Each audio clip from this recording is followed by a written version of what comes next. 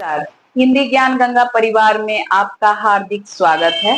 आज हमारा जो विषय है वह है विशेषण। आइए विशेषण पर विस्तार से चर्चा करते हैं।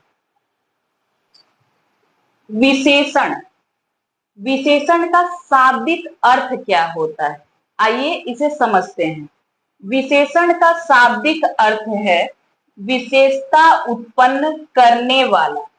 विशेषण का शाब्दिक अर्थ क्या है? विशेषण का शाब्दिक अर्थ है विशेषता उत्पन्न करने वाला। अब इसकी परिभाषा को समझते हैं। तो जो विकारी शब्द संज्ञा या सर्वनाम की विशेषता बताते हैं उन्हें विशेषण कहा जाता है। क्या बताते हैं? विशेषता बताते हैं। विशेषता के अंतर्गत क्या क्या आएगा? गुण, मात्रा, संख्या या परिमाण। गुण, मात्रा, संख्या या परिमाण। जो विकारी शब्द, अब विकारी शब्द, विकारी अर्थात जिनमें विकार उत्पन्न होता है। किनकी वजह से? लिंग वचन कारक की वजह से। तो जो विकारी शब्द अर्थात विशेषण में भी विकार आता है तो ये विकारी शब्द है। विशेषण जो है वो विकारी शब्द है। जो विकारी शब्द संज्ञा या सर्वनाम की विशेषता, किसकी विशेषता बताते हैं विशेषण? संज्ञा या सर्वनाम की विशेषता बताते हैं उन्हें विशेषण कहा जाता है। उम्मीद है यहां तक परिभाषा समझ में आ गई होगी। पहला गुण क्या है कि विशेषण विकारी शब्द है। दूसरा क्या है? ये संज्ञा या सर्वनाम की विशेषता बताता है। विशेषण जो है वो संज्ञा या सर्वनाम की विशेषता बताता है और विशेषण में विशेषता जो बताने का वो काम करता है वो गुण, मात्रा, संख्या या परिमाण पर आधारित होता है। जैसे कि अच्छा, बुरा, बड़ा, ये इसके उदाहरण हैं। अब विशेषण अर्थात वे शब्द जो विशेषता बताते हैं, किसकी विशेषता को प्रकट करते हैं? संज्ञा या सर्वनाम की। अब जिनकी विशेषता बताई जा रही है उन्हें क्या हम कहेंगे? आइए देखते हैं। उन्हें हम विशेष से कहते हैं।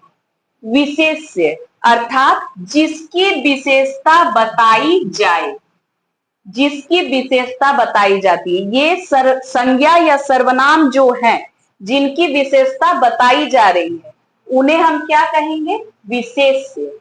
जैसे यहां एक उदाहरण है, ऊंचा पर्वत। पर्वत कैसा है?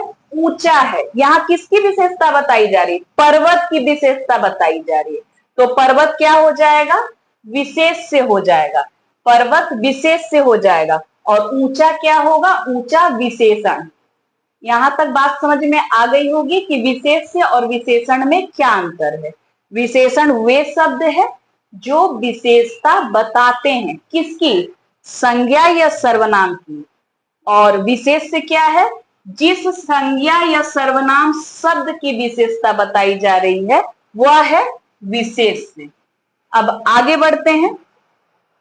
जैसे सर्वनाम की कक्षा में मैंने आपको समझाया था कि सर्वनाम का क्या महत्व है हिंदी व्याकरण में, वैसे ही हमें यह समझना होगा कि विशेषण की क्या आवश्यकता है, विशेषण का क्या महत्व है।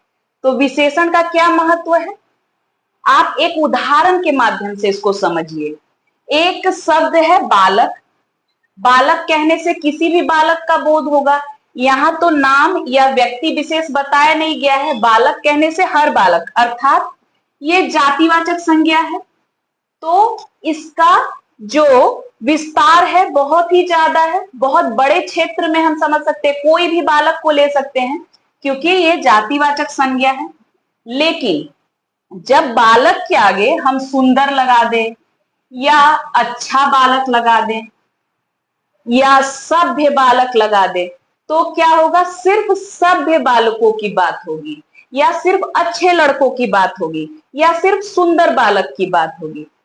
कहने का तात्पर्य यह है कि विशेषण क्या करता है, वो संज्ञा शब्दों को संयमित, संकुचित और सीमित अर्थ देने लगता है। विशेषण का काम क्या है कि संज्ञा जो व्यापक अर्थ में प्रयुक्त होता, प्रयोग में लाया जाता, जैसे बालक कहने से किसी भी बालक को हम समझ लेते, लेकिन जैसे ही हम विशेषण का प्रयोग कर देते हैं संज्ञा के पहले, वह संज्ञा शब्द जो है संयमित हो जाता है, संयमित हो जाता है, संकुचित हो जाता है, संक्षिप्त अवस्था, संक्षिप्त रूप ले लेता है और सीमित अर्थ का बोध करवाने लगता है। तो यह है विशेषण की विशेषता कि वो संज्ञा या सर्वनाम शब्दों को संयमित, संकुचित और सीमित अर्थ प्रदान करने का काम करता है। अब आगे हम बढ़ते हैं। एक और महत्वपूर्ण बिंदु है विशेषण का प्रयोग। विशेषण का प्रयोग कहाँ होता है? विशेषण का प्रयोग वाक्य में ही प्रयोग होगा। तो विशेषण का प्रयोग वाक्य में प्रयोग होगा। किस रूप में होता है? दो रूपों में होता है। पहला है उद्देश्य विशेषण और दूसरा है विधेय विशेषण। दो रूपों में प्रयुक्त होता है। विशेषण का प्रयोग वाक्य में दो रूपों से होता है। उद्देश्य विशेषण अर्थात जो जितने विशेषण शब्द है, जो भी विशेषण शब्द है, वो विशेष्य से पहले, मतलब जिसकी विशेषता बताई जा रही है अर्थात संज्ञा से पहले प्रयुक्त होते हैं। वाक्य में संज्ञा के पहले लगते हैं, उन्हें हम उद्देश्य विशेषण कहते हैं।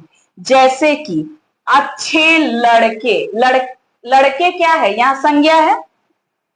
कैसा लड़का? अच्छे लड़के। यहां अच्छे लड़कों की बात हो रही है। आगे विशेषण शब्द का प्रयोग हुआ तो ये उद्देश्य विशेषण है या विशेष विशेषण भी इसे कह सकते हैं। क्यों? क्योंकि ये संज्ञा के पूर्व या विशेष के पूर्व लगा है। समझदार लड़की संज्ञा से पहले विशेषण का प्रयोग हुआ है, इसीलिए ये उद्देश्य विशेषण है। आगे बढ़ते हैं। ठीक इसके विपरीत विधेय विशेषण में क्या होता है? विशेष के बाद प्रयुक्त, विशेष के बाद लगने वाले जो विशेषण शब्द हैं उन्हें विधेय विशेषण कहा जाता है। ये किसके पहले लगते हैं? ये क्रिया के पहले लगते हैं। इसे ध्यान दीजिएगा, इसे ध्यान से सुनिएगा। कहां लगते हैं? क्रिया से पूर्व लगते हैं। कौन? विधेय विशेषण। और विशेष के बाद आते हैं। लड़के ईमानदार हैं, पहले संज्ञा है या विशेष से है, उसके बाद विशेषण है। लड़के कैसे हैं? ईमानदार है। लड़कियां समझदार हैं। कौन समझदार है? लड़कियां। लेकिन ये बाद में लगे, क्रिया से पूर्व है। क्रिया है सहायक क्रिया, उसके पूर्व लगे हैं और विशेष के बाद प्रयुक्त हुए हैं। विशेष के बाद इनका प्रयोग हुआ है, विधेय विशेषण कहते हैं। तो कुल मिलाकर आज की कक्षा आप लोगों को समझ में आई होगी। इसमें हमने विशेषण के शाब्दिक अर्थ को समझा है, विशेषण की परिभाषा समझी, विशेष किसे कहते हैं ये जाना, साथ ही साथ विशेषण का क्या महत्व है हिंदी व्याकरण में इसको समझे और विशेषण का वाक्य में कैसे प्रयोग होता है इसे भी हमने जान लिया है। उम्मीद है आज की कक्षा आपको समझ में आई होगी। कोई भी दुविधा हो, संशय हो, कमेंट बॉक्स में आप लिखें। धन्यवाद।